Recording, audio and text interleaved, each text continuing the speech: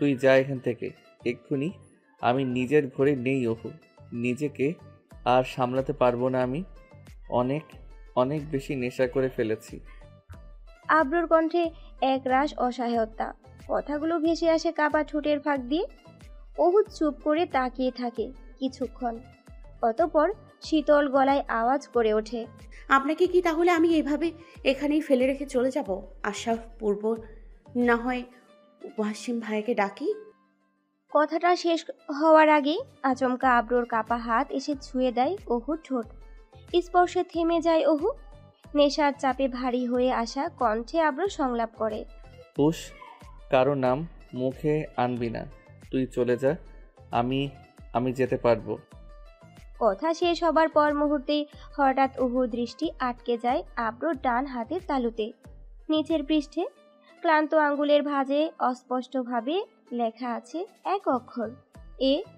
ও কেঁপে ওঠে। নিঃশ্বাস আটকে আসে তার। বুকের ভেতর যেন কেউ চেপে ধরে পাঁজর। আব্রুর বাধা থাকা সত্ত্বেও টেনে ধরে হাত। কাছ থেকে দেখার চেষ্টা করে সেই লেখা। অক্ষরটা স্পষ্ট, যেন কোনো জন জেদ বা আবেগ খোদাই করা। এ। কিছু মুহূর্তের জন্য সেই অক্ষরকে নিজের বলে মনে করে। নিঃশব্দে নিজেই আওড়ায়, কে এই এ? আমার নামের প্রথম অক্ষর নয় তো, কিন্তু আমার নাম তিনি কেন হাতে খোদাই করে লিখবেন? নিশ্চয় অন্য কোনো নাম। মৃদু কাপা কণ্ঠে অহু প্রশ্ন ছুড়ে মারে তৎক্ষণাৎ। আপনার হাতের তালুতে কার অক্ষর লেখা? কে এই এ? কিন্তু সে প্রশ্ন আর পৌঁছায় না আব্রুর কানে। সে ততক্ষণে চোখ বুজে ফেলেছে। নেশা আর ক্লান্তির ভারে তলিয়ে গেছে এক গভীর তন্দ্রায়। চন্দ্রবালার কোলে নেমে আসে আব্রুর নিশ্চিন্ত নিদ্রা সন্ধ্যা। হলুদ হাবা পেরিয়ে রাতের নিস্তব্ধতা পেরোয়। তারপর পেরোয় বিয়ের উজ্জ্বল সকাল। চারিপাশে সূর্য তার তীব্র রশ্মি ছড়িয়ে দিচ্ছে। আবার কখনো কালো মেঘ বুকে জড়িয়ে নিয়ে গুমড়ে উঠছে আকাশ। যেন এক মুহূর্তে বৃষ্টি, পরক্ষণে রোদের ঝলকানি। সময়ের প্রবাহে খানমহলের পরিবেশ হয়ে উঠেছে আরও গভীর, আরও তৎপর্যময়। আলোকসজ্জা আর ফুলের মিষ্টি গন্ধে মাতোয়ারা হয়ে আছে পুরো খানমহল। 14ই সেপ্টেম্বর 2023। দুপুর 12টা বাজতে চলেছে। বিয়ের ক্ষণ ক্রমশই ঘনিয়ে আসছে। খানমহলের শতাব্দী পুরনো পুকুরঘাট থেকে আনা জল দিয়ে শিফার গায়ে দেওয়া হয়েছে শুভ স্নান। সাথে ছিল কাঁচা হলুদের বাটা, পান পাতা আর সরিষা তেলের সংমিশ্রণ। পুরনো রীতিনীতি মেনেই শুভ সূচনার আয়োজন। শিফা এখন নিজ ঘরেই রয়েছে, যেখানে কয়েকজন বিউটিশিয়ান তাকে বধূরূপে সাজাতে ব্যস্ত। অন্যদিকে খানমহলের হল ঘরে চলছে প্রবল ব্যস্ততা। বাগানের পাশে খোলা মাঠে বসেছে বিরাট রন্ধনের আয়োজন। অতিথিরা একে একে আসতে শুরু করেছে। অনেকে এসে গেছে, আবার অনেকেই এখনো আসা যাওয়ার পথে। এই বিশাল আয়োজন তদারক করছেন খুদ আব্রু নিজে। যদিও মহলে চাকর বাকরের অভাব নেই, তবু বোনের বিয়ে বলে আব্রুর কাঁধে চাপ একটু বেশি। রাতে আব্রু যখন তন্দ্রায় মগ্ন হয়ে পড়েছিল উহুর কোলে, ভাগ্যিস তখন আশা ছাদে উঠেছিল। তার সহায়তায় উহু আব্রুকে রুমে নিয়ে যায়। তবে সকাল হবার পর সেই ঘটনার কোনো স্মৃতি আব্রুর মনে নেই। ফলে আব্রু স্বাভাবিক ভঙ্গিতেই উহুর সামনে দিয়ে চলাফেরা করছে, অথচ উহু বারবার ঠোঁট উল্টাচ্ছে। আব্রু বিষয়টা লক্ষ্য করলেও তেমন পাত্তা দিচ্ছে না।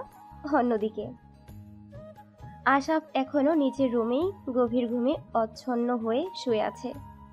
অনেকেই গিয়ে ডেকেছে, তবু জাগাতে পারেনি। নেশায় বোধ হয়ে যে ঘুম দিয়েছে, সজাগ করা বড্ড মুশকিল। মহলের বাগানে তদারকি শেষে আব্রু ধীরে ধীরে অন্দরমহলের দিকে পা বাড়ায়। পাশেই একযোগ পুরনো ছায়া ঘেরা এক গাছের নিচে বেঞ্চে চুপচাপ বসে আছে ওহু।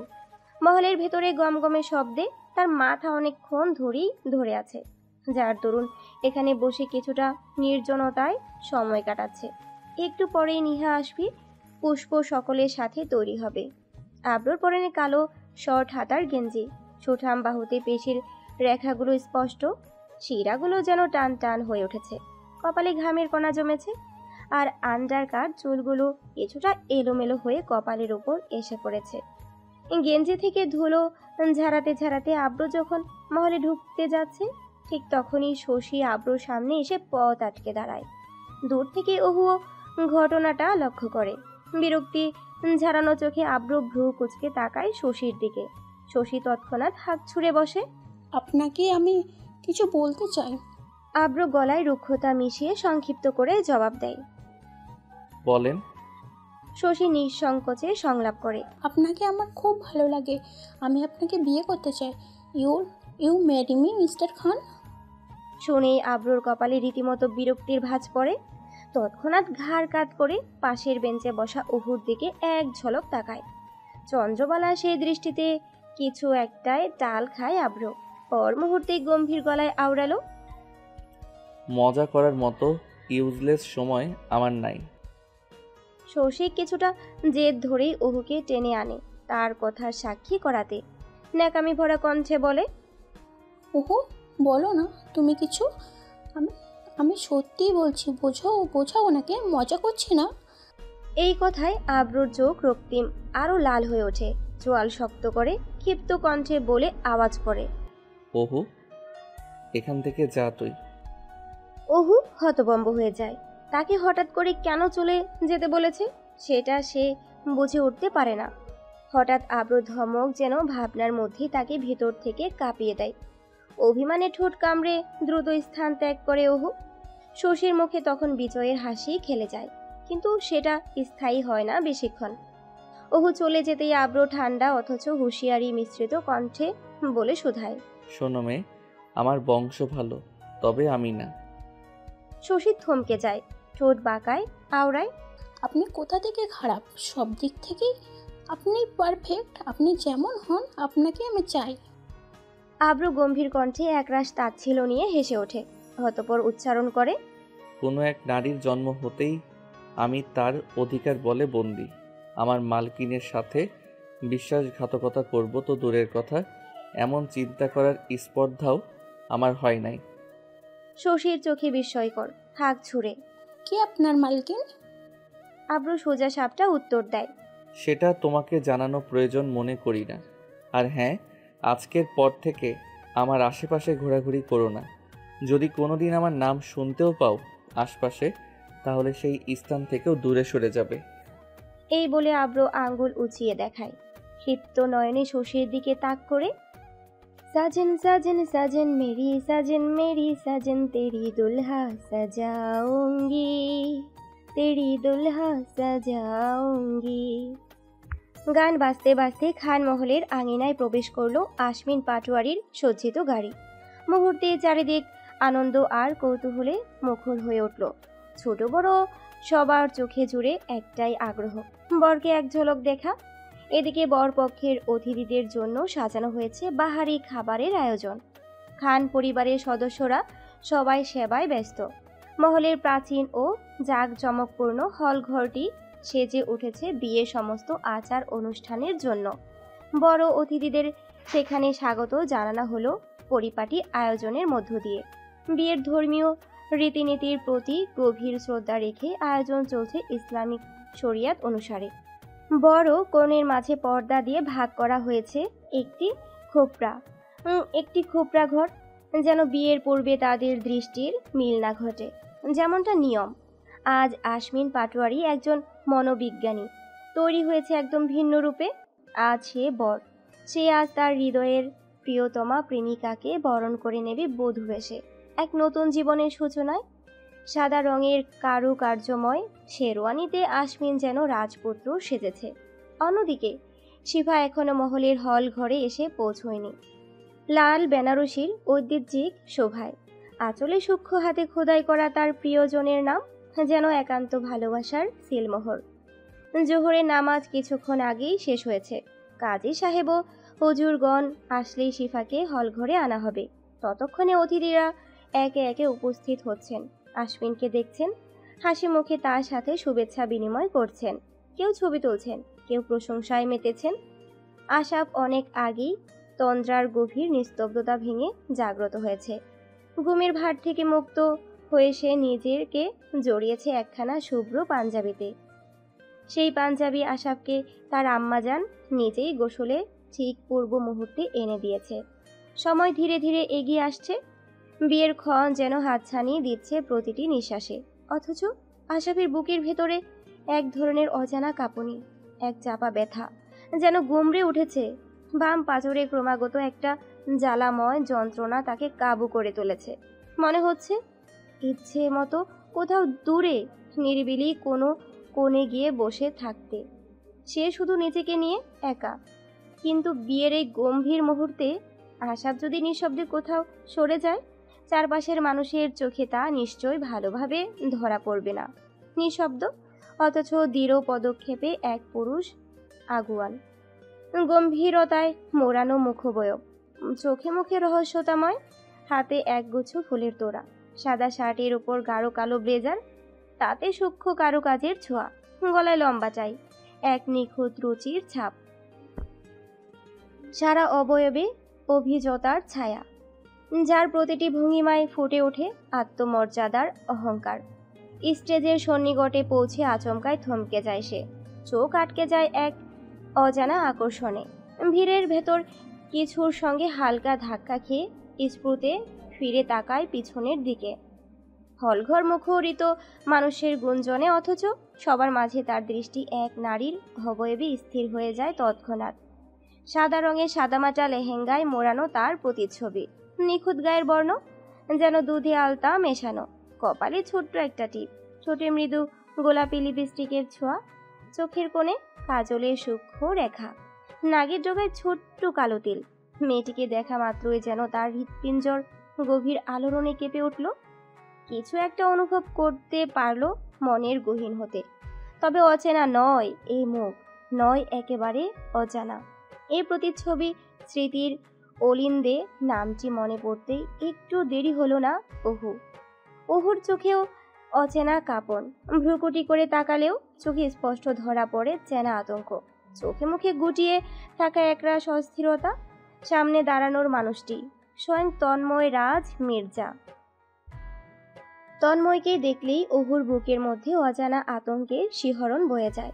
সেই পুরুষ যার রূপে তার সৌন্দর্যে অজস্র নারী হারায় নিজেকে হয়তোবা, অথচ অহুর কাছে তন্ময় এক অন্যরকম অভিজ্ঞতার প্রথম সাক্ষাতের পর থেকেই।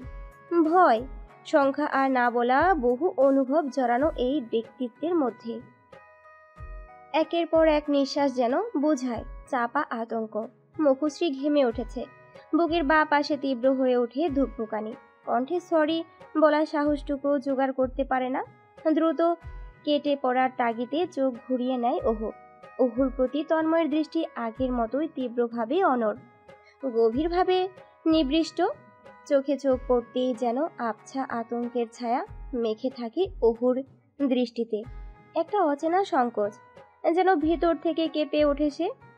আগের বার যখন তন্ময় মহলে এসেছিল তখনও ঠিক এমনটি দেখেছিল তন্ময় অহুর চোখের কোণে চাপা ভয়, আর আজও ঠিক একই দৃশ্য।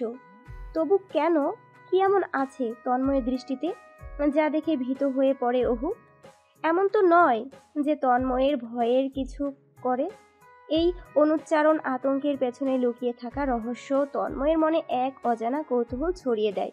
সেই কৌতূহলের সাথে মিশে যায় এক অদ্ভুত অনুভব, নিঃশব্দ শিহরণ,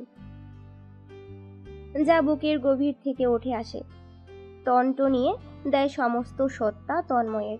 তন্ময় বিভোর সেই ভাবনার ঘুরে, আর ততক্ষণে অহু চলে গেছে নির্বাক নিঃশব্দে সেখান থেকে। হঠাৎ ঘোর কাটে তন্ময়ের, গলার লং টাই একটু আগলা করে নিঃশ্বাস নেয়ার চেষ্টা করে সে। দৃষ্টি পড়ে নিজের হাতের বলিষ্ঠ দুই হাতের মাঝে, চেপে ধরা ফুলের তোড়ার নিচ থেকে খানিকটা ভাঁজ হয়ে গেছে, যেন কঠোর স্পর্শে ক্ষত বিক্ষত। কিন্তু কখন এতটা জোরে চেপে ধরেছিল সে, নিজেরই জানা নেই তন্ময়ের। যেন তার অচেতন হাতই বলে দেয়, মনে না থাকলেও হৃদয়ের কোথাও ঠিক কিছু বেশি অনুভব করেছে সে, যার দরুন বল প্রয়োগ করে ফেলেছে সে। অহু তন্ময়ের কাছ থেকে তৎক্ষণাৎ কিছুটা দূরে সরে এলো, নিচু গলায় অভিমানের দীর্ঘ নিঃশ্বাস ফেলে লেহেঙ্গার নিচের অংশের দোকন ধরে দ্রুত সিঁড়ি বেয়ে উঠতে শুরু করলো দোতলায়। অহুর গন্তব্য শিফার ঘর। চোখ মুখ ডলে নিল ওহো। বাম হাত দিয়ে মুছে নিল কপালের জমে থাকা ঘামের দাগ। বাম পাজরে তখনও স্পন্দনের তীব্রতা কমেনি। প্রতিটি সেকেন্ডে যেন হৃৎপিণ্ডকে আরো দ্রুত পাম্প করতে বাধ্য করছে। ওহুর মনোযোগ ছিল না আশেপাশে। চোখ নিচের দিকে রেখে সিঁড়ি ভাঙছিল এক মনে। হঠাৎ দৈবাত কিছু একটার সাথে জোরে ধাক্কা খেলো। ধাক্কার তীব্রতায় মাথাটা যেন ফেটে গেল। ব্যথায় মুখ বিকৃত করে সিঁড়িতে বসে কপাল চেপে ধরল। কাউকে দেখার আগেই ঝাঁজ মেশালো স্বরে বলে উঠল, আবার কে ধাক্কা দিলি রে শালা? দেখতে পাস না অন্ধ নাকি? হ্যাঁ, বাক্য শেষ করেই উপরে তাকালো। মুহূর্তেই মুখ ফ্যাকাশে হয়ে গেল ওহুর। বুকের গভীর থেকে একটা দম আটকে এলো যেন। চোখ বড় করে তাকিয়ে রইল সামনে দাঁড়িয়ে থাকা অবয়বটির দিকে। হঠাৎ অবয়বটি হাত বাড়িয়ে দেয় ওহুর নিকট, আওড়ায়, আমি তোর কোন জনমের শালা? তৎক্ষণাৎ ভয়ে ওহুর বুক কেঁপে উঠল। জিভ কাটল সে। চুপচাপ একবার ভালো করে পরখ করলো আব্রুকে। সাদা কারুকাজ করা পাঞ্জাবি গায়ে, যা তার বলিষ্ঠ শরীরে একেবারে লেগে আছে। আঞ্জারকার চুলগুলো এলোমেলো হয়ে শ্যামবর্ণ, মুখে শোভা বাড়াচ্ছে। পাঞ্জাবির হাতা গুটিয়ে কবজিতে তোলা। কিছুক্ষণ যেন ওহু নিজের পলক ফেলতেই ভুলে গেল।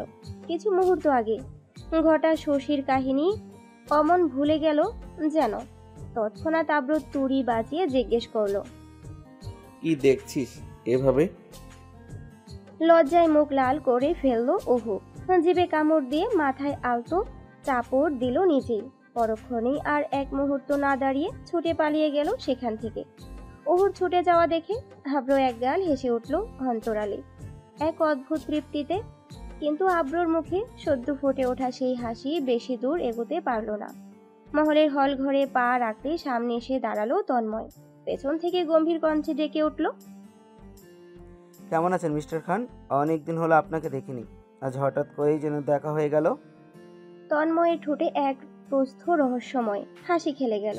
সেই হাসির ভেতরে যেন ঢেউ খেলে যাচ্ছিল অজস্র রহস্যময় সংলাপ। তন্ময়কে দেখেই মুহূর্তে বদলে গেল আব্রুর চোখের ভাষা। ঠান্ডা দুটি চোখ জ্বলতে শুরু করলো ক্ষোভে। চোয়াল চেপে ধরলো, দাঁতে দাঁত ঘষে আওড়ালো, আমি দূরে থাকায় আপনার জন্য ভালো। আমি মানুষটা বেশি সুবিধার নই, সবার সাথে আমার সাক্ষাৎ মঙ্গল হয় না। তন্ময় এ বলি শুনি এক হাতে নিজের ভ্রু বসল। চোখে মুখে ফুটিয়ে তুলল কৌতূহল। ক্ষণিক চুপ থেকে বলল, তাহলে কয়জনের অমঙ্গল হয়েছে আপনার সঙ্গে দেখা করে? বলেই নিজে হেসে উঠল তন্ময়। অতঃপর যেন সবকিছুর ইতি টেনে নরম স্বরে বলল, বুলি ছুড়ল, মজা করছিলাম, থাকুন তবে, হাসি। তন্ময় সরে যেতেই আব্রুর প্রতিচ্ছবিতে খুব ফেটে উঠল। রাগে চোখ মুখ শক্ত করে ছুটে চলল আজমল খানের খোঁজে। হলঘরে এক প্রান্তে দেখা মিলল আজমল খানের সঙ্গে। অতিথিদের মাঝে হাসি মুখে পরিচিত হচ্ছিলেন তিনি। আব্রুর মুখে তীব্র উত্তেজনা দেখে নিজেই এগিয়ে এলেন খান সাহেব। তন্ময়, রাজ মির্জাকে আপনি কি ইনভাইট করেছেন? সরাসরি প্রশ্ন ছুড়ল আব্রু। আজমল খান সোজা সাপটা জবাব দিলেন, হ্যাঁ, আমি আমন্ত্রণ জানিয়েছি। কেন? দেখো, চলাফেরার খাতিরে আমাদের সকলের সঙ্গে সম্পর্ক ভালো রাখতে হয়। প্রয়োজন হলে তারাই আমাদের পাশে দাঁড়ায়। তন্ময় এবং তার প্রফেশনাল সহকর্মীর আমন্ত্রণ জানানো এই অস্বাভাবিক কিছু নয়। কিন্তু তুমি হঠাৎ এমন প্রশ্ন কেন করলে? কিন্তু আব্রু কোনো উত্তর দিল না আর আজমল খানের প্রশ্নের। ক্ষিপ্র গতিতে ছুটে চলল হলঘরের দিকে। অযথা কথা বাড়ানোর প্রয়োজন মনে করল না আব্রু। হলঘরে পৌঁছে আশাবকে খুঁজতে লাগলো।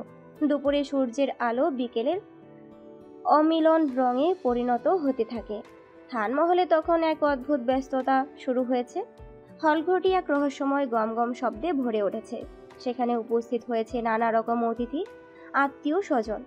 মুহূর্তটি যেন এক নতুন অধ্যায়ের সূচনা। শিফাকে সদ্যই মহল অভ্যন্তরে আনা হয়েছে। কাজী এবং একজন হুজুরও সেখানে উপস্থিত হয়েছে। সকলে চোখ এখন শিফার দিকে, কিন্তু শিফাকে দেখা এখন সকলের পক্ষে অসম্ভব। কারণ বিয়ের পরেই বর এবং কনে একে অপরকে প্রথমবারের মতো দেখবে, তারপর সকলে দেখবে। বর্তমানে শিফার মুখ গভীর ঘোমটায় ঢাকা, গায়ে ভারী সোনালি গহনায় আচ্ছন্ন, আর দুই হাতে আঁকা মেহেদি তার সৌন্দর্যকে আরো জ্যোতিময় করে তুলেছে। বড় কোণের মধ্যে পর্দা দিয়ে পৃথকীকরণ করা হয়েছে। আশ্বিন বরের আসনে, তার চোখে অশ্রুর এক ধরনের ম্লান ছায়া। তার চোখের কোণে জমে ওঠা জল যেন তার মনের অগোচরে প্রবাহিত আবেগের গভীরতার সাক্ষী। তার একমাত্র হবু সহধর্মিণী, যার সাথে তার জীবন ও অনুভূতি অঙ্গাঙ্গিভাবে জড়িত, তার পাশেই উপস্থিত। তাদের ঠিক কিছু দূরে ফুলের ছিন্ন বিচ্ছিন্ন পাপড়ি হাতে দাঁড়িয়ে রয়েছে আশাফ। তার দেহ কাঁপছে, যেন কিছু মুহূর্ত পরই তার শক্তি পুরোপুরি নিঃশেষ হয়ে যাবে এবং মাটিতে লুটিয়ে পড়বে। শরীরের প্রতিটি রক্তবিন্দু যেন এক একটি যন্ত্রণা অনুভব করছে। তার মনে এক গভীর শূন্যতা। এক হাতে কাঠের রেলিং শক্ত করে ধরে রেখেছে, যেন অবস্থান কোনোভাবেই অস্থিতিশীল না হয়ে পড়ে। আশাফের চোখ জোড়া লাল হয়ে উঠেছে, যেন পঞ্জীভূত আবেগগুলো শেষ পর্যন্ত অশ্রুতে রূপ নিচ্ছে। সময় যত এগিয়ে আসছে, শ্বাস প্রশ্বাস ততই ভারী এবং আটকে যাচ্ছে। মনে হচ্ছে একটি অদৃশ্য চাপ তাকে ক্রমাগত নিঃশেষ করে দিচ্ছে। মন যখনই এক মুহূর্তের দিকে এগোচ্ছে, তখনই এক অন্ধকার চিন্তা আশাফের হৃদয়ে ঘুরপাক খাচ্ছে। মনে হচ্ছে যদি ওই দিন আত্মহত্যা করতো সে, সেটাই উত্তম হতো। সময় যেন থমকে গেল, নিঃশব্দে দাঁড়িয়ে রইল সমস্ত মুহূর্ত। কাজী সাহেব যখন হাতে তুলে নিলেন বিবাহের কাবিননামা, তখন আশাফের চারপাশে শব্দহীন এক ধ্বংসস্তূপের মতো ছড়িয়ে পড়ল নিঃসঙ্গতা। কাছে দাঁড়িয়ে আব্রু দেখল কিভাবে আশাফের হৃদয়ের প্রতিধ্বনিত হচ্ছে প্রতিটি শব্দ, যেন শব্দ নয়, ছুরির আঘাত। কাজী যখন প্রশ্ন করলেন, আপনি উম্মে শিফা খান আশমিন পাটোয়ারিকে 10 লক্ষ টাকার দেনমোহর কবুল করেছেন কি? শিফার গলা যেন জমে গিয়েছিল, ঠোঁট কাঁপছিল, শরীর ভারহীন। চারপাশে মানুষজন আর এক পিতার আশীর্বাদ, এক মাতার স্নেহ স্পর্শ। ওহুর পাশে দাঁড়িয়ে থাকা তার বাবা এক দৃষ্টিতে চেয়ে বললেন আজমিন খানকে, আমার পরি ওকে এভাবেই একদিন বিয়ে দেবো ভাই, ঠিক এমন করে। মুহূর্তেই দুই ভাইয়ের মুখে ফুটে উঠল একরাশ হাসি। আলিনা খান শিফার কাঁধে হাত রেখে আওড়ালেন, বল মা। শিফা চোখ তুলল। ঘোমটার আড়াল থেকে উচ্চারিত হলো সেই শব্দ যা আশাফের হৃদয়ে বজ্রপাত নামিয়ে আনলো, আলহামদুলিল্লাহ, কবুল। কবুল শব্দটি যখন আশাফের কানে পৌঁছেতেই যেন তার শরীর মুহূর্তেই থমকে দাঁড়ালো। পাশে দাঁড়িয়ে থাকা রেলিংটা শক্ত করে চেপে ধরল, কিন্তু আশাফের বলিষ্ঠ দেহ যে আর সমর্থন দিতে পারছিল না, অবশ হয়ে পড়ল। আশাফের প্রতিটি শ্বাস যেন বুকের ভেতরে আটকে গেল যখন তার প্রিয়বতী অন্যের নামে কবুল বলল। তার প্রিয় নারী, তার শখের তনয়া, মুহূর্তের মধ্যে অন্যের হয়ে গেল। এত সহজে সে হারিয়ে গেল। হ্যাঁ, এত সহজেই যে সে অন্যের হয়ে গেল। আশাফের হৃদয়ে এক ভয়াবহ ধাক্কা আঘাত হানল, কিন্তু তার দুঃসহ যন্ত্রণার সীমা তখনও শেষ হয়নি যখন শিফা পুনরায় পরপর তৃতীয়বার কবুল শব্দটি উচ্চারণ করে ফেলল। আব্রু পাশ ফিরে দেখল আশাফের শরীর থরথর করে কাঁপছে, যেন তার দেহে বিদ্যুতের শক এসে গেছে। অবস্থা দেখে আব্রু দ্রুত এগিয়ে গিয়ে আশাফকে শক্ত হাতে ধরল। আব্রু বুঝতে পারল আশাফ এখন প্যানিক অ্যাটাকে আক্রান্ত। আশাফ তার কাঁপানোর আঙ্গুলগুলো শিফার দিকে তোলার চেষ্টা করল। চোখ দুটো রক্তিম হয়ে উঠল, যেন ভেতরের বেদনা এবং ক্ষোভ এক হয়ে বাহিরের দিকে বিস্ফোরিত হতে চায়। আশাফ তার বাম পাঁজর শক্ত করে চেপে ধরল, যেন সে নিজেই ভেঙে পড়েছে। তার বুকের পাঁজরে চিরে সেই ভাঙানোর আওয়াজ শোনা যাচ্ছে। আশাফের হাত কাঁপছে, বুকের বাঁ পাশে তীব্র যন্ত্রণা, চোখে জলের রেখা জমে আছে। শব্দ ফুটে উঠল, সত্যিই তবে তুমি অন্যের অর্ধায়ু হয়ে গেলে প্রিয়বতী? চারপাশে তখন উৎসব। কেবিনে স্বাক্ষর পড়েছে, শিফা ও আশমিন বৈধ সঙ্গী হয়ে উঠেছে। আজমিন খান নিজের হাত দিয়ে কন্যার হাত তুলে দিলেন জামাতার হাতে। আশমিন হাঁটু গেড়ে বসে চুমু খেল শিফার হাতে। চোখে জল তারও, তবে সেই জল ভালোবাসার প্রাপ্তির। আর আশাফ, সে দাঁড়িয়ে আছে দূরে, ফুল ছিটিয়ে দিচ্ছে সবার সঙ্গে, তবে তার চোখের জল কেউ দেখছে না। সে মুখ ঘুরিয়ে চোখ মুছে নিল বারবার। হঠাৎ নিজের মনে বুলি ফোটালো, আজ তোমাকে বড় সুন্দর লাগছে। আজ তুমি অন্যের হয়েছো বলেই এত সুন্দর লাগছে। আমি তোমাকে হালাল রূপে চেয়েছিলাম, আজ হারাম দৃষ্টিতে দেখছি। এক নিঃসঙ্গ হাসি হেসে আশাফ উচ্চারণ করে পুনরায়, তুমি আবার জন্ম নিও, আমি তোমায় এই জন্মের থেকে বেশি ভালোবাসবো। আব্রু কাছে এগিয়ে আসতেই হাঁক ছুড়ল আশাফ। একটা সিগারেট দে তো। আব্রু বাধা দিল না, চুপচাপ পকেট থেকে বের করে দিল সিগারেট। আশাফ ছাদে উঠে একটার পর একটা সিগারেট টানতে লাগলো। চোখের কোণে যেন ধোঁয়ার চেয়েও ঘন অন্ধকার। সকলেই তখন কান্নায় ভাসছে। শিফাকে বিদায় দিতে হবে। শেষ বিদায়ের মুহূর্তে অশ্রুলুপ্ত হয়ে উঠেছে সবাই। অহু, নিহা এবং অন্যদের চোখে অশ্রু ঝরছে। শিফাও ভেঙে পড়েছে, তার চোখের কোণে জল জমে উঠেছে। সন্ধ্যা দ্রুত পেরিয়ে যাচ্ছে এবং শিফা ফিরে যাওয়ার তাড়া রয়েছে। আশ্বিনদের বাড়ির পক্ষ থেকে তাগিদ আসছে, বিদায়ের সময় দ্রুত হতে হবে। এই পরিস্থিতিতে শিফা সকলের কাছে দোয়া চাইছে, তাদের বৈবাহিক জীবনের প্রতি ভালোবাসা ও আশীর্বাদ কামনা করছে। তৎক্ষণাৎ আব্রু ছুটে এসে বলি ছুড়ল, যাওয়ার আগে দাদি দাদার কবর দেখে যাস। এ কথা শুনে শিফাকে নিয়ে সবাই ছুটে গেল খান পরিবারের পারিবারিক কবরস্থানে। অন্যদিকে আশাফ ছাদে এসে একের পর এক সিগারেট টানছে। প্রতিটি টানে তার কাশি উঠলেও সে থামছিল না। আশাফের মন অস্থির, দুঃখ তাকে জর্জরিত করেছে। কিছু সময় পর আশাফ ছাদ থেকে নেমে এসে শিফার কাছে এগিয়ে গেল। শিফা তখন পাটোয়ারি হাউজে যাওয়ার প্রস্তুতি নিচ্ছিল। আশাফকে দেখেই শিফা তার চোখ নামিয়ে ফেলল, যেন সে অপরাধী। আশাফ মৃদু স্বরে বলল, ভালো থাকিস। এই সাদাসিধে কথায় একটা মুচকি হাসলো আশাফ। শিফা মাথা নাড়ালো নিচের দিকে চেয়ে, তারপর আশ্বিনদের সাথে গাড়িতে চড়ে বসলো। খান পরিবারের সবার চোখে পানি বিরাজমান, তাদের মুখবয়বে শোক আর বিদায়ের বেদনা স্পষ্ট। আজমল খান শিফার মাথায় হাত রেখে দোয়া করে দিলেন। একে একে সবাই শিফাকে বিদায় জানালো। তাদের চোখে অশ্রু এবং মুখে নীরব প্রার্থনা ছিল। আশাফও তার প্রিয় শিফাকে বিদায় জানালো, তবে মুখে কোনো আর শব্দ উচ্চারণ করল না। সন্ধ্যা গভীর হয়ে আসছে, আর ঠিক তখনই খান মহল থেকে দুটো গাড়ি একসাথে বের হলো। একটি শিফার বিয়ের, অন্যটি আশাফের।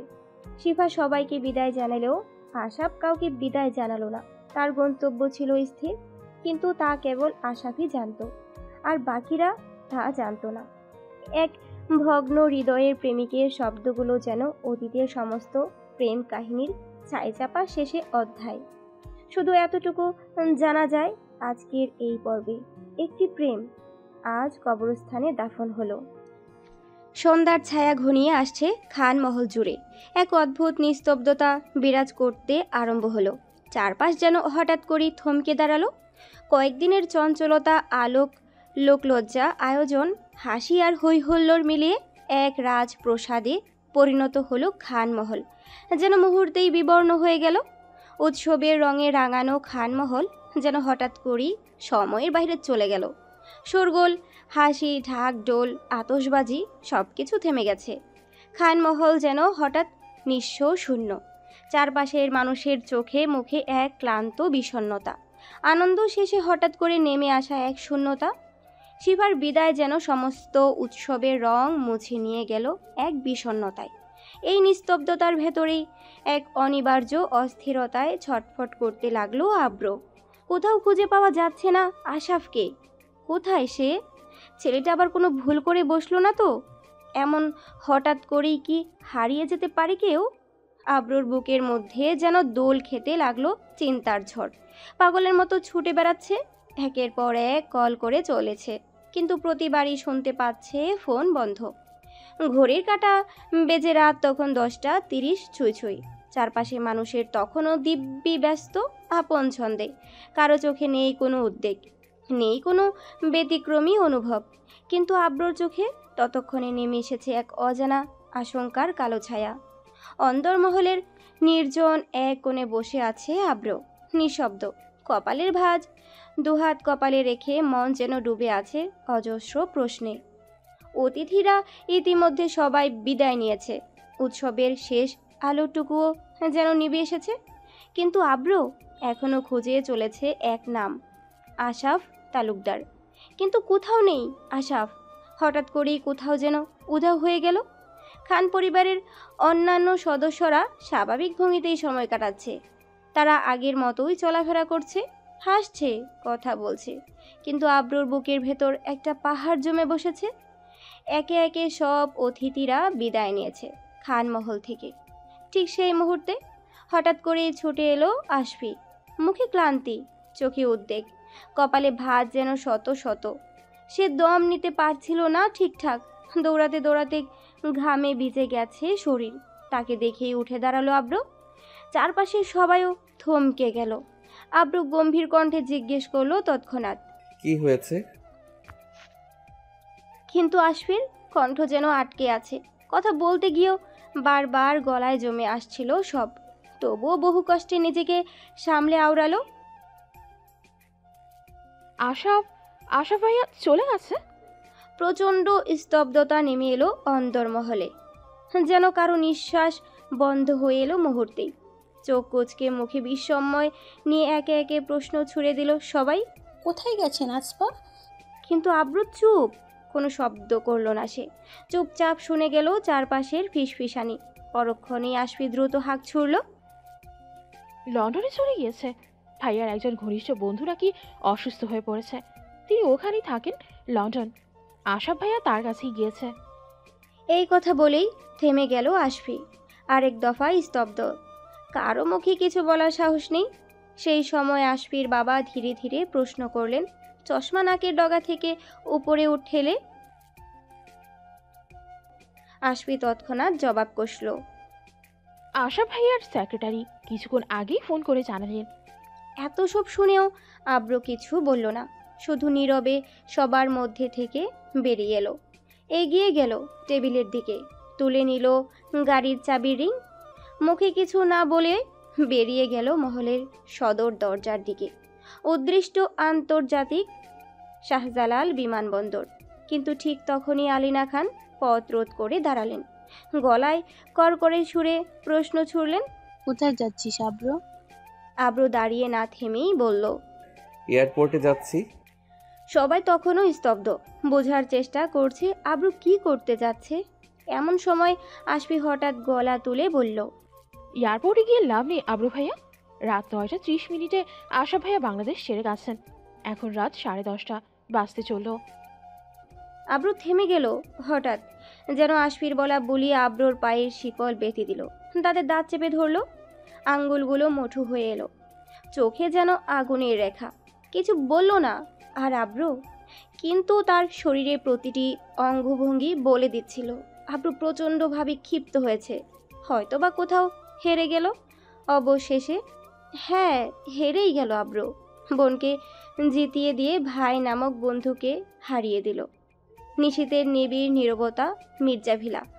রাত গভীর, আকাশ জুড়ে মেঘের ঘনঘটা, যেন শূন্যতা নিজেই ভার হয়ে নেমে এসেছে শহরের বুকে। চারিদিক থেকে বয়ে আসা শীতল হাওয়া ক্লান্ত শরীরে ছুঁয়ে দিচ্ছে শিহরণ। হঠাৎ হঠাৎ দমকা বাতাসে ঝাঁকুনিতে কেঁপে উঠেছে ভীতু বৃক্ষগুলি। ডালপালা নড়ে উঠেছে, যেন কোনো অতিপ্রাকৃত সত্তার পদচারণা। এই অন্যমনস্ক আবহে মির্জা ভিলার ব্যালকনিতে নিঃশব্দে দাঁড়িয়ে আছে তন্ময়। দৃষ্টির গভীরে সে পর্যবেক্ষণ করছে প্রকৃতির এই নিঃশব্দময় নাট্য। তার বলিষ্ঠ শরীরে আটসাট হয়ে আছে অফ হোয়াইট গেঞ্জি, বাতাসে দুলছে তার অবয়ব। এক হাতে আঁকড়ে আছে অহুর একখানা ছবি, অন্য হাতে ধরা অহুর পরিচয়পত্র। খানমহল থেকে ফেরার পর অহুকে ঘিরে এক নিখুঁত অনুসন্ধান চালিয়েছে তন্ময়। জানতে পেরেছে মেয়েটির সম্পর্কে প্রতিটি তথ্যের বাহিরে মনের ভেতর বড্ড বেশি গেঁথে গেছে এক দৃষ্টির অভিজ্ঞতা। ভীতু চোখের সেই চাহনি, কাঁপতে থাকা দুটো ঠোঁট, ভ্রু দুটো যখন সংকুচিত হয়ে উঠে আতঙ্কে, নাকে বসে থাকা ছোট্ট একটি তেল, আর সবার উপরে যেটা সবচেয়ে বেশি আকর্ষণ করে তন্ময়কে, চোখের ভিতরে সাদা মণি দুটি, যেন কুয়াশার মধ্যে দুটো ঝলমলে তারা। এক চিলতে হাসি খেলে যায় তন্ময়ের ঠোঁটের কোণে। মনে হয় সেও এক ধরনের মায়া, যা অহুর চোখে লুকানো ছিল।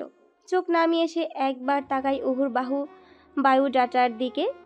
প্রতিটি অক্ষরে যেন গাথা তার জীবনযাত্রা।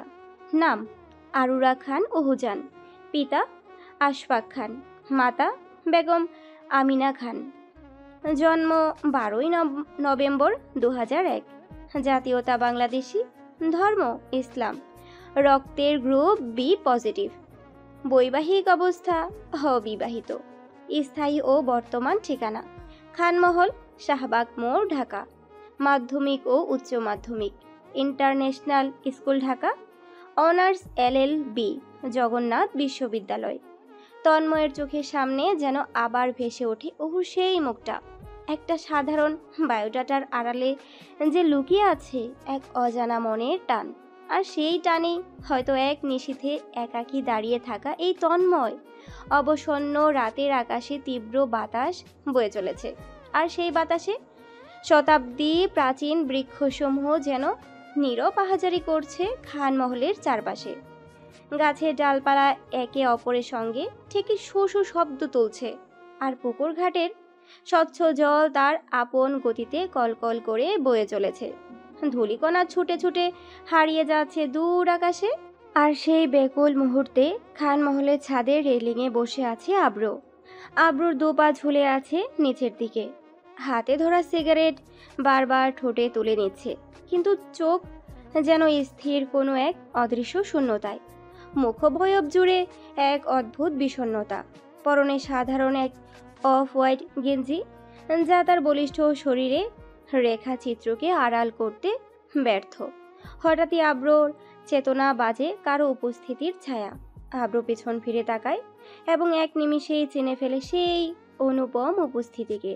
ওহু! ছাদের রেলিং থেকে এক লাফে নিচে নামে আব্র। হাতে চেপে ধরা সিগারেটটিকে নিঃশব্দে মাটিতে ফেলে দিয়ে পা পিষে দেয়। ধীরে ধীরে এগিয়ে আসে, হাড় নিরীক্ষণ করে ওহুকে। ওহু তখনও দাঁড়িয়ে, বাতাসে এলোমেলো হয়ে যাওয়া সাদা ও হালকা নীল সালোয়ার কামিজে মোড়া শরীরটাকে সামলে। মাথায় কোনো ঘোমটা নেই, তবে তা না দেওয়ার ইচ্ছা ছিল না এমন। তীব্র হাওয়াই সরিয়ে দিয়েছিল সেই ঘুমটার আবরণ। আব্র কণ্ঠনালী টেনে সরু স্বরে জিজ্ঞেস করে, ঘুমাসনি? ওহু তার স্বভাব সিদ্ধ কোমল ভঙ্গিতে জবাব দেয়, ঘুম আসছে না। আব্র এবার ভ্রু কুঁচকে আবার প্রশ্ন তোলে, কেন, কি হয়েছে? ওহু কিছুটা চুপসে গিয়ে আওড়ায়, শিফা আপুর জন্য খারাপ লাগছে। আপু বিয়ের পর চলে গেলেন, সাথে নিয়ে গেলেন নেহাকেও, আশমিন ভাইয়াদের বাড়ি। সবাই মন খারাপ করে আছে আশাব ভাইয়ার চলে যাওয়া নিয়ে, তাই আমারও খারাপ লাগছে। উক্তি শুনে আব্র ভেতরে এক চিলতে হাসে, কণ্ঠে হালকা রসিকতা টেনে আওড়ায়, বিয়ের পর তো সবাইকেই অন্য বাড়িতে যেতে হয়। শিফার তো বিয়ে হয়ে গেছে, এবার তোর পালা। এই কথা শুনেই ওহু ভ্রু কুচকায়, বিরক্ত হয়, নাক টেনে হাঁক ছড়ে, আমি বিয়ে করব না, করলেও এই মহলেই থাকবো, অন্য কোথাও যাব না। এই মহলেই থাকবি মানে? পাত্র কি এই বাড়িরই কেউ? তুই কি আবার কোনোভাবে আমাকে মিন করছিস না তো? আমি ছাড়া তো আর কোনো ছেলে নেই এই মহলে। ওহু এবার রীতিমতো ঠোঁট উল্টায়, তীব্র দৃষ্টিতে চেয়ে থাকে, হাওড়ায়, আপনি আপনি কেন হবেন? যে ছেলে বিয়ের আগে অন্য মেয়ের নাম হাতের তালুতে লিখে ঘুরে বেড়ায়, তাকে আমি বিয়ে করব? এই কথার পর ওহু কয়েক কদম পেছনে সরে যায়। আব্র থমকে দাঁড়ায়, নিজের হাতের তালুর দিকে তাকায়, যেন কোনো গভীর সত্য সামনে এসে দাঁড়িয়েছে। এক মুহূর্ত চুপ থেকে আত্মবিশ্বাস নিয়ে বলে, এ তো আমার নামেরই আদ্যাক্ষর, অন্য মেয়ের নাম লিখবো কেন? এই কথায় যেন ওহু কিছুটা দ্বিধায় পড়ে। সত্যিই তো, এই যুক্তি খণ্ডাবে কিভাবে?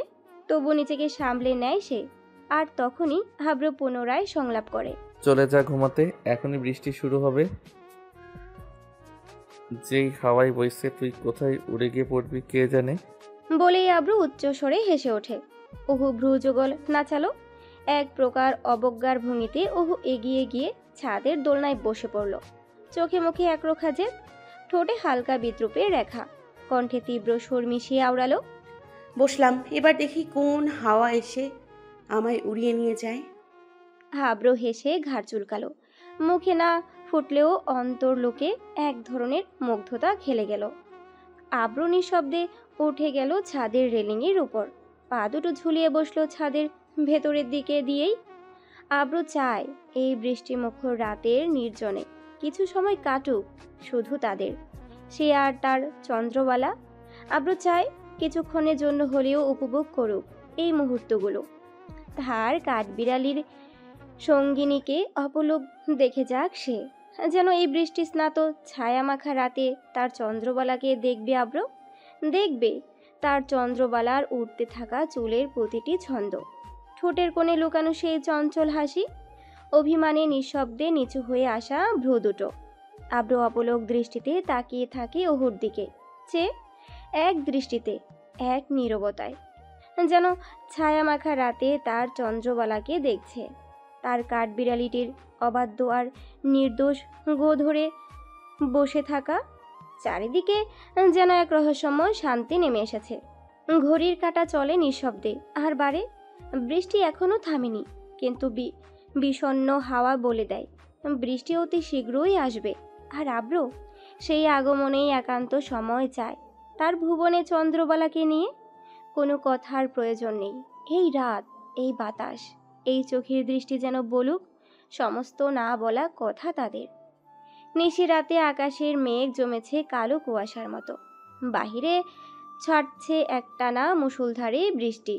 ঘরের ভিতর ফুলের সাজসজ্জায় সেজে থাকা এক পালঙ্কে বসে আছে শিফা, নবপরিণীতা। তার পরনে এখনো রক্তিম বেনারসি, লাজে লাল হয়ে বারবার কেঁপে উঠেছে সে, চোখে এক অস্পষ্ট লজ্জা ও মধুর শঙ্কার রেখা। তার সামনে বসে আছে আশমিন, সাদা সিধে পরিধানে, চোখ থেকে খুলে রাখা চশমায় যেন খুলে ফেলেছে সমস্ত দূরত্ব। দৃষ্টি নিবদ্ধ শিফার প্রতিচ্ছবিতে, গভীর নিবিড় নীরব এক চাহনি, যেন শিল্পী তার কল্পনার ক্যানভাসে প্রতিচ্ছবি আঁকছে নিপুণ হাতে। ঠিক তখনই শিফার কম্পিত ঠোঁট কেঁপে উঠল, হাঁক ছুড়ল, এইভাবে আর কতক্ষণ তাকিয়ে থাকবেন? ঘুমাবেন না? আশমিন একগাল হেসে আওড়ালো, আজ রাতে ঘুম নয়, আজ যে আমার শখের মানুষকে ঘরে এনেছি, কতদিন পরে আবার তাকে ফেলে যেতে হবে দূর এক নির্জন যাত্রায়। শিফা ধীরে ধীরে জবাব করল, দূরে যেতে বলেছে কি? থেকে যান, অথবা নিয়ে যান আমায়। আশমিনের কণ্ঠে প্রতিধ্বনিত হলো প্রতিশ্রুতির ধ্বনি। রেখে যাচ্ছি, তবে ফিরবো অতি শীঘ্রই। তখন আবার তোমায় ঘরে তুলব নতুন করে, যেন গোটা বিশ্ব জানে তুমি কেবল আমার। দেখা যাবে। শিফার কণ্ঠে ছিল এক টুকরো অভিমান। আশমিন হেসে বলি ফুটালো, দেখা তো যাবেই, তবে আপাতত তোমায় দেখি প্রাণ ভরে। বলেই আশমিন ধীরে ধীরে এগিয়ে এলো শিফার দিকে। শিফা নড়ে চড়ে বসলো। আশমিনকে এগোতে দেখে শরীরে প্রতিটি কোষে বয়ে গেল অজানা এক শিহরণ। নিঃশ্বাস ভারী হয়ে উঠল শিফার। আশমিন আলতো করে শিফার মাথার ঘোমটা সরিয়ে তার কপালে রাখলো এক কোমল চুম্বন। শিফা যেন এক মুহূর্তে থমকে গেল, তার সমস্ত শরীর কেঁপে উঠল সেই স্পর্শে। বুকের ভিতর নিঃশ্বাস জমে উঠল ঘন কুয়াশার মতো। চোখে মুখে মিশে থাকা লজ্জা আর আকাঙ্ক্ষা এক অদ্ভুত মাদকতা ছড়িয়ে দিল চারপাশে। আশমিনের হাত খুঁজে নিল তার কাঁধ, তারপর ধীরে ধীরে নামলো তার বাহু বরাবর, যেন প্রতিটি ছোঁয়ায় লিখে দিচ্ছে ভালোবাসার পবিত্র সিলমোহর। ঠোঁট কাঁপছিল শিফার, তা দেখে আর থামাতে পারেনি আশমিন। গভীর ভালোবাসা চেপে ধরল সেই কেঁপে যাওয়া ঠোঁটে, এক নীরব বজ্রগম্ভীর প্রতিজ্ঞায় বাধা চুমো। সময় থমকে দাঁড়ালো, চারপাশ নিস্তব্ধ হয়ে এলো ক্রমশ। কেবল শোনা যাচ্ছিল দুই হৃদয়ের উন্মাতাল স্পন্দন আর দ্রুত হয়ে ওঠা নিঃশ্বাসের শব্দ। রাত এগিয়ে চলল, বৃষ্টি আরও জোরে হানা দিল প্রকৃতিতে। ভালোবাসার সেই অনন্ত মুহূর্তে দুইটা শরীর নয়, দুইটা আত্মা যেন জড়িয়ে গেল অদৃশ্য বন্ধনে। শিফা কেঁপে উঠল, সাড়া দিল তার অবচেতন মন। দুটি অবয়বের মধ্যকার ফাঁকা জায়গাগুলো ভরে উঠতে লাগলো ক্রমে ঘন হয়ে ওঠা নিঃশ্বাসে। চারপাশ নিস্তব্ধ, মুষলধারে বৃষ্টি চলমান, যেন গোটা পৃথিবী ঘুমিয়ে পড়েছে কোনো অচিন্তনীয় ক্লান্তিতে, এই বাদল বিঘ্নিত রাতে। অথচ সে নির্জন নিশীথে একা বসে আছে আশাফ। অন্য কোথাও, অন্য এক প্রান্তে বৃষ্টিতে ভেজা এক বেঞ্চে গুটিয়ে বসে আছে সে। বেঞ্চে ভিজে বাতাসে শ্রাবণের অঝোর ধারা তার শরীরকে ক্রমশ ভিজিয়ে দিচ্ছে। প্রতিটি বৃষ্টির ফোঁটা যেন তার হৃদয়ে ভেতরকার ব্যথাকে জাগিয়ে তোলে, আর সে ব্যথা চূর্ণ করে দিচ্ছে তার অন্তরাত্মাকে। তার বিশাল দেহ মুষলধারে ভিজে একাকার। মাঝরাতে নীরবতায় শুনশান রাস্তায় হাঁটুর ফাঁকে মুখ গুজে কাঁদছে অবিরাম। স্মৃতির প্রলেপে মস্তিষ্কে ভেসে উঠেছে এক অনাকাঙ্ক্ষিত প্রতিচ্ছবি।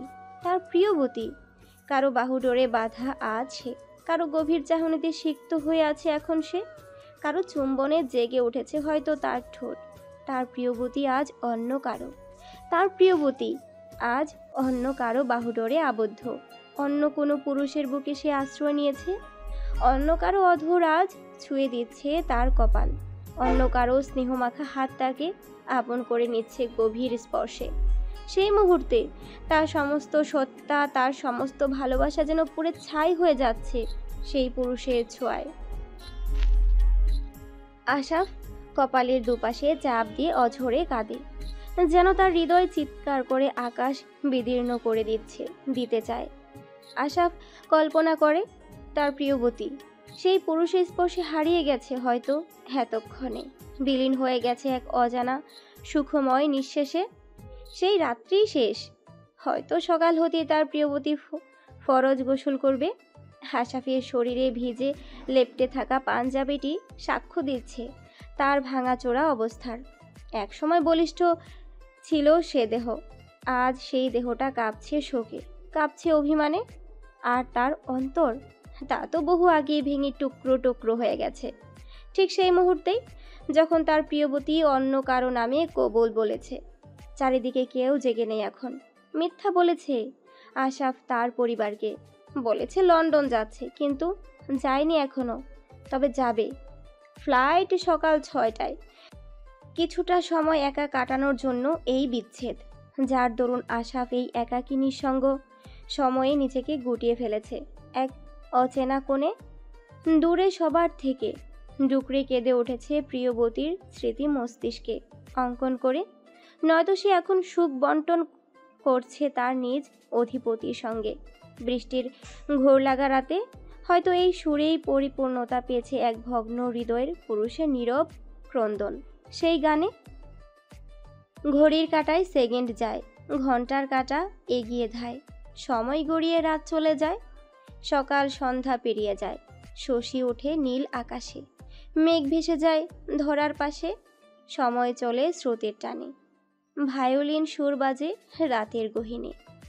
দিন পেরোয় পেরোয় ঘনায় ঘোরো সন্ধ্যা, এভাবে কেটে যায় একের পর একদিন। সময়ের স্রোতে হারিয়ে যায় কিছু মুহূর্ত, জমে ওঠে কিছু স্মৃতি। এই সময়ের মাঝে শিফাও ফিরে এসেছে খানমহলে, জীবনের চেনা ঠিকানায়। অন্যদিকে আশ্বিন অল্প কদিনের জন্য ইতালি পাড়ি জমিয়েছিল প্রফেশনের টানে। আশাফও পৌঁছে গেছে লন্ডনে, ভিন্ন গন্তব্যে। নিজেকে একা গুটিয়ে নিয়ে আছে কোনো মতন স্মৃতির তলে চেপে। ঢাকার প্রাণকেন্দ্র সদরঘাটের নিকটে ইতিহাস আর ঐতিহ্যের বর্ণময় গর্বে গড়ে ওঠা এক বিদ্যাপীঠ জগন্নাথ বিশ্ববিদ্যালয়। এ শহরে উত্তপ্ত কোলাহলে স্মৃতির গহীনে ছায়ায় জেগে থাকে এই প্রাচীন শিক্ষাঙ্গন। জনাব আশফাক খানের কন্যা আরুরা খান অহুজান, জবির আইন বিভাগের ছাত্রী, অনার্সের 2য় বর্ষের শিক্ষার্থী সে। বুধবারের দিন দুপুর গড়িয়ে সময় যেন অলস হয়ে বসেছে। চারপাশে রোদের অগ্নিময় তেজ, মাঝে মাঝে মেঘের হালকা ছায়া, কখনো এক পশলা বৃষ্টি এসে ছুঁয়ে যায় ধুলো ভরা বাতাসে। প্রকৃতি যেন নিজের রং বদলে উদ্দাম খেলায় মেতে উঠেছে।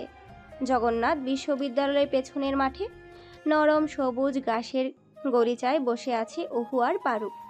অহুর পরনে সাদা সিদে সালোয়ার কামিজ, মাথায় নরম করে বাঁধা হিজাব, গলায় ঝুলছে ছাত্র পরিচয়পত্র। কোলে রাখা স্কুল ব্যাগের পাশে খোলা একখানা সদ্য লাইব্রেরি থেকে ধার নেওয়া বই। যাতে ডুবে আছে সমস্ত মনোযোগ। পারু পাশেই বসে এক হাতে ফোন চেপে ধরে ব্যস্ত। মাঝে মাঝে মুখে ফুটে উঠেছে চাপা হাসি, কখনো আবার অভিমানী ভঙ্গিতে ঠোঁট বাঁকিয়ে নিচ্ছে। ওহু বইয়ের পাতায় চোখ রাখলেও আর চোখে লক্ষ্য করছে পারুর আচরণ। হঠাৎ বই বন্ধ করে ব্যাগে রাখে, চশমা খুলে টিস্যু দিয়ে মুছে নেয়, আবার পরে নেয়। অতপর একরাশ কৌতূহল আর উত্তেজনা নিয়ে ঝুঁকে পড়ে পারুর দিকে। আকস্মিক আক্রমণে চমকে ওঠে পারু। ভ্রুকুচকে খানিক রাগ আর অভিমানের সুরে ওহু হাঁক ছুড়ে। কি হচ্ছে? এভাবে বাঘের থাবা বসাচ্ছিস কেন? ওহু নাক টেনে ভ্রুকুচকায়, ঠোঁট কামড়ে ধরে রুদ্ধ গলায় বলি ছুড়ে। ভুলে গেছিস বুঝি তুই প্রেম করছিস আর আমাকে এখনো জানাসনি? খুব কষ্ট দিলি আমাকে। পারু মাথা নিচু করে ফিসফিস করে, কণ্ঠে অনুরোধের মৃদুতা মিশিয়ে জবাব করে। কখন বলতাম? আজকেই তো তোর সাথে ভার্সিটিতে দেখা হলো। আবির ভাইয়া অসুস্থ ছিল, তাই আসতে দেরি হয়ে গেল। ওহু ভ্রু নাচিয়ে ঠাট্টা সুরে আওড়ায়। কে মারল রে তোর ওই বজ্জাত ভাইটাকে? পারু হালকা হেসে নিরুপায় ভঙ্গিতে সংলাপ বনে। বলতে পারে না, কাউকে চিনি না নাকি? ও আচ্ছা, যাই হোক, এখন বল তোর রোমিওর কথা। প্রথম দিন থেকে শুরু কর। পারু লজ্জায় মুখ লুকাতে চাইল। হালকা হাসিতে তার গাল টকটকে লাল হয়ে উঠল, কিছুটা ইতস্তত করে হাঁক ছুড়ল। ওর নাম পুনম, পুনম ঘোষ। এ কথা শুনেই ওহুর চোখে ভ্রুকুটি খেলে গেল। গম্ভীর হয়ে একটু কঠিন গলায় জানতে চাইল। পুনম ঘোষ শুনেই তো মনে হচ্ছে হিন্দু নাম। পারু মাথা নিচু করে মৃদু স্বরে জবাব দেয়। হ্যাঁ, ও হিন্দু ধর্মের। এ কথা শোনা মাত্র ওহু এক লাফে উঠে দাঁড়ায়, কণ্ঠে ঝাঁজ মিশিয়ে উচ্চারণ বলে ছড়ে। পাগল নাকি তুই? এসব কি বলছিস? এটা কিভাবে সম্ভব? পারু তখন ধীরে চোখে ওহুর চোখে চোখ রাখে, স্থির গলায় আওয়াজ করে। পুনম আমার জন্য মুসলিম হবে। ওহু মাথা নাড়িয়ে বিরক্তিতে গর্জে ওঠে।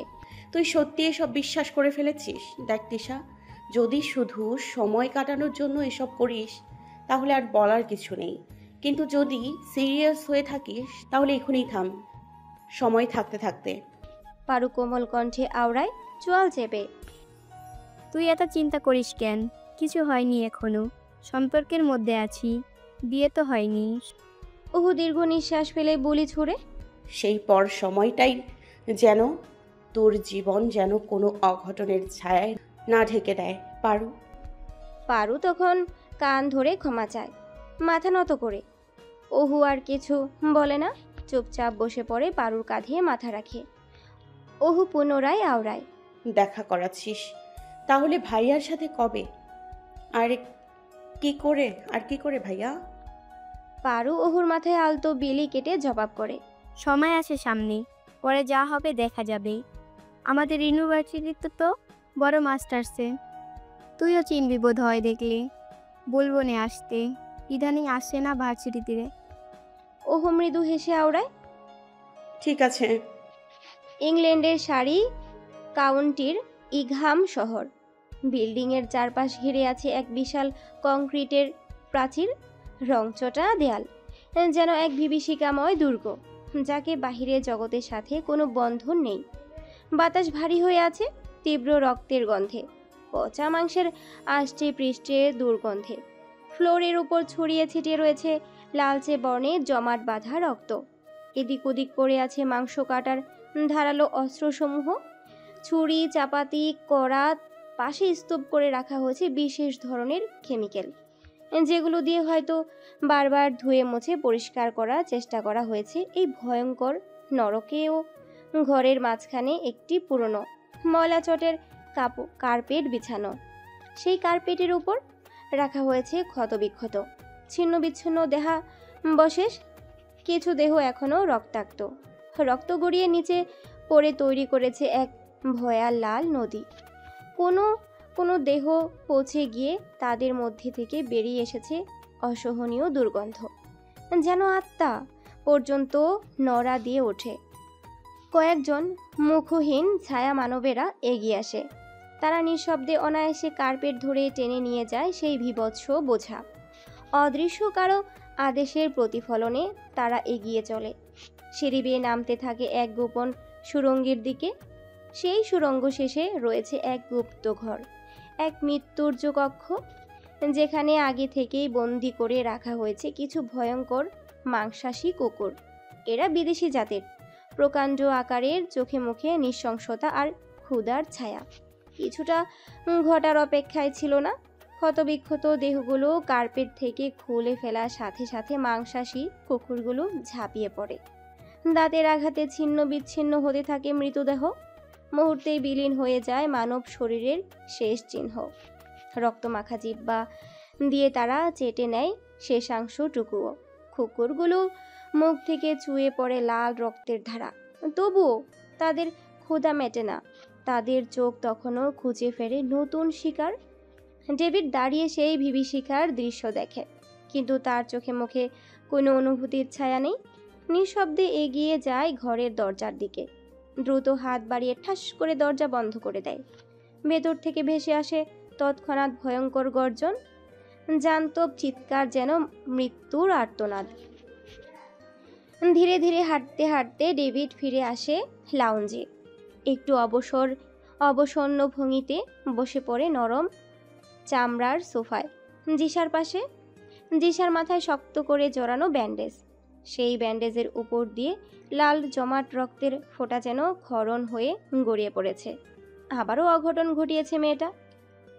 জিসা আনামকে বাহির থেকে দেখলে যেন মনে হয় সাদামাটা একটা মেয়ে, অথচ অন্তর লুকায়িত তার ভেতর জমাট বেঁধে রয়েছে এক ভয়ঙ্কর লোমহর্ষক প্রতিচ্ছবি, হিংস্রতার হুঙ্কার। জিসা এমন এক অস্তিত্ব যার জন্য সে একাই যথেষ্ট, যে কোনো হিংস্র জানোয়ারকে মাটিতে পুঁতে দিতে মুহূর্তেই। হয়তো এটাই আজ তার জন্য কাল হয়ে দাঁড়িয়েছে। আজকের এই রক্তাক্ত হবার পরিণতির মূল কারণ এই হিংস্র স্বভাবই। তবুও জিসার চোখে কোনো অনুতাপের ছায়া নেই। অভ্যস্ত সে ব্যথায়, আঘাত আর রক্তের সাথে। জিসার পিঠে পুরনো হয়ে আছে গুলির ক্ষতচিহ্ন, সেই নীরব সাক্ষী যা বলে দেয় সে কত গভীরভাবে জড়িয়ে আছে অন্ধকারের এক নিষ্ঠুর জগতে। তবে শুধু জিসা নয়, আব্রোর শরীরেও বয়ে আছে অন্ধকার জগৎ, এর রহস্যের বহু ছাপ। ডান ভ্রুর উপর ছোট্ট অস্পষ্ট একটা কাটা দাগ, শৈশবে ওহুর জন্য পাওয়া এক সম্রাট। সেই দাগ এখনও আছে, তবে সেই আঘাত এখন স্মৃতি নয়, বরং বর্তমানে এক গুপ্ত পরিচয়ের চিহ্ন আব্রোর জন্য। অন্ধকার জগতের গোপন সংগঠনের ডাবল এ নির্দিষ্ট একমাত্র চিহ্ন।